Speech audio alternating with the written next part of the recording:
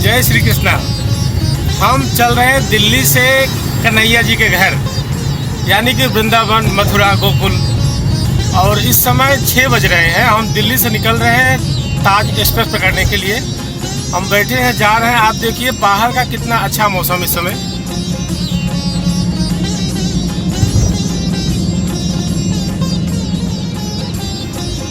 थोड़ी थोड़ी ठंडी पड़ रही है, अभी ज़्यादा ठंडी नहीं है क्योंकि अभी नवंबर का शुरुआत का महीना है। और बहुत अच्छा आज मौसम है। आज सैटरडे है। सैटरडे को वैसे भी ट्रैफिक नहीं रहती, सुबह वैसे भी ट्रैफिक नहीं रहती, तो इसका हम लुत्फ़ लेते हैं और आप लोग भी हमारे साथ लुत्फ़ लेते रहिए। जय श्री कृष्ण। निजामुद्दीन रेलवे स्टेशन से मथुरा रेलवे स्टेशन की दूरी लगभग 145 किलोमीटर है। समय लगभग 2 से सवा 2 घंटा लगता है।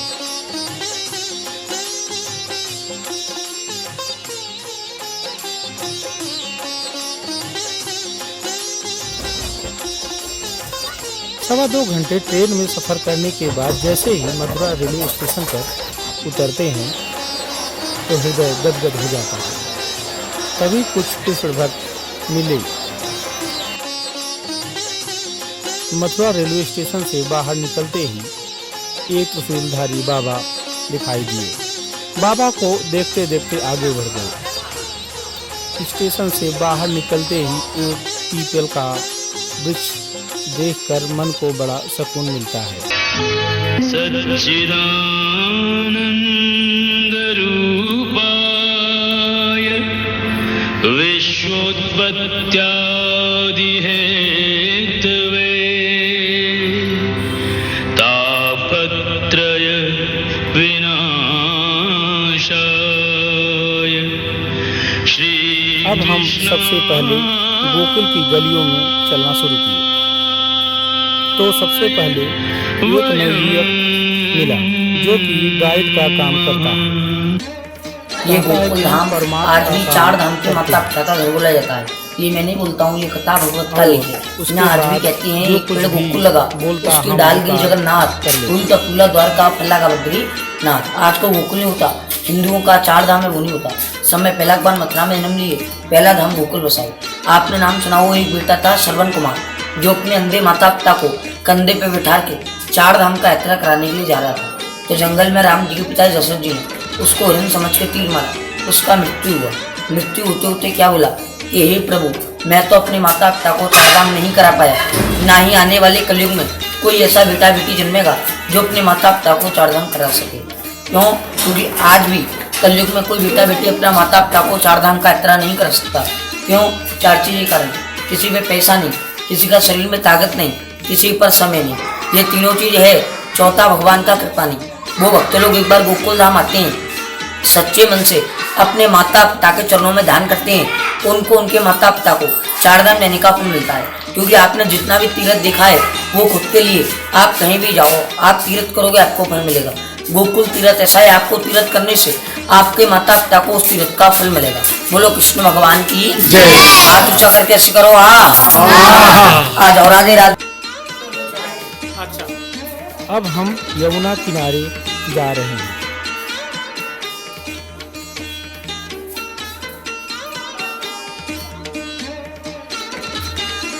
मेरा छोटा बेटा कन्हैया की तरह उसी के साथ आगे आगे भागा चला जा रहा था। अब हम आ गए हैं यमुना के किनारे।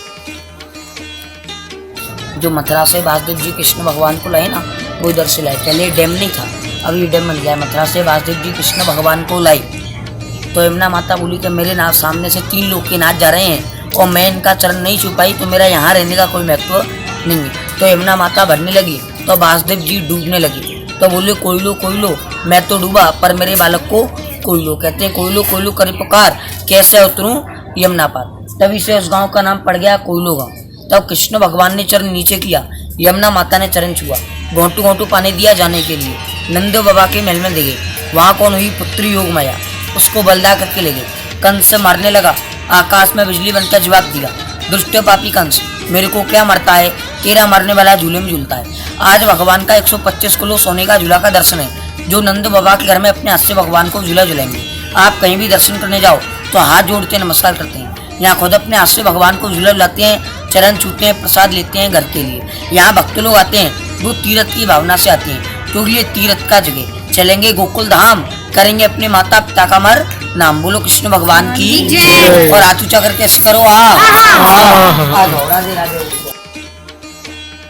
यहीं से बाबा वासुदेव श्री कृष्ण को मथुरा से गोकुल लेकर आए थे।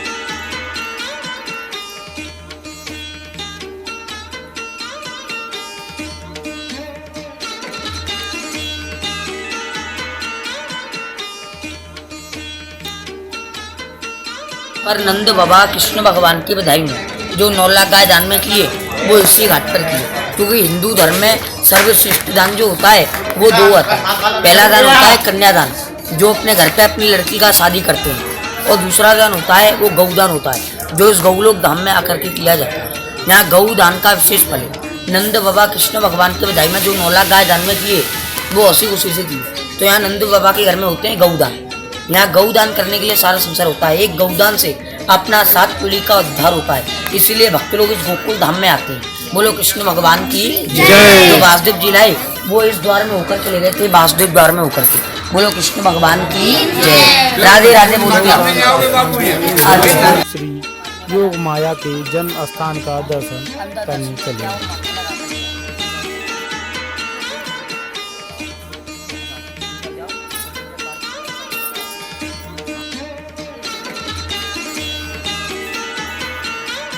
श्री योग माया के जन्म स्थान का दर्शन करने के बाद हम गोकुल धाम को अपनी प्यासी आंखों से निहारने लगे।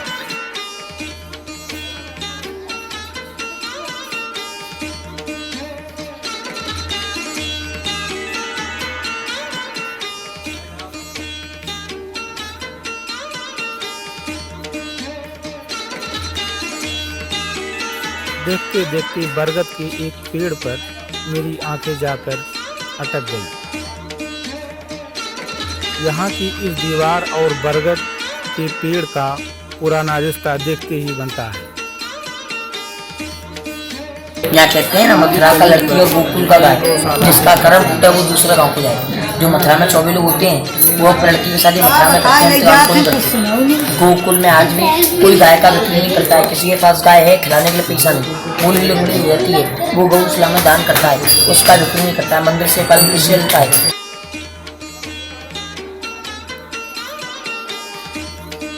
अंततः नंद बाबा के घर उनके महल का दर्शन पाए और धन्य हो गए।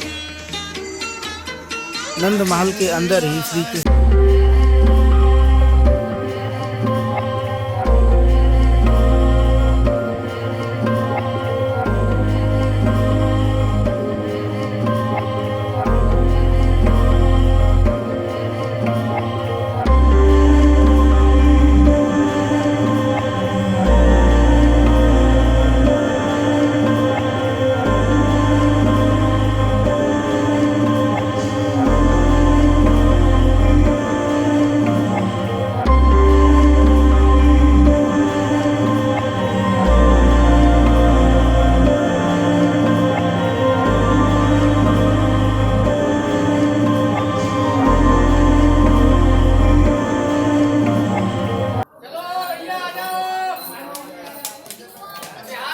आगे चलने के बाद हमें श्री बलराम रेवती भवन देखने को मिलता है।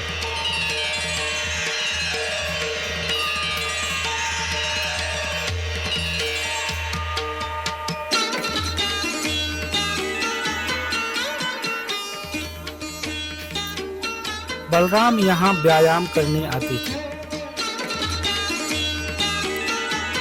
इतना सुंदर महल आंखों में जाकर बस जाता है। इस महल की नक्काशी देखते ही बनती है।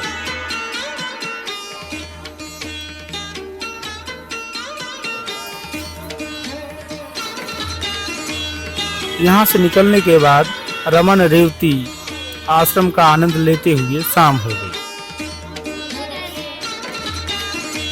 रमन रेवती आश्रम से हम प्रेम मंदिर आए और आते आते शाम होने की वजह से प्रेम मंदिर में और ही आनंद और मंदिर की सुंदरता का आभास होता है।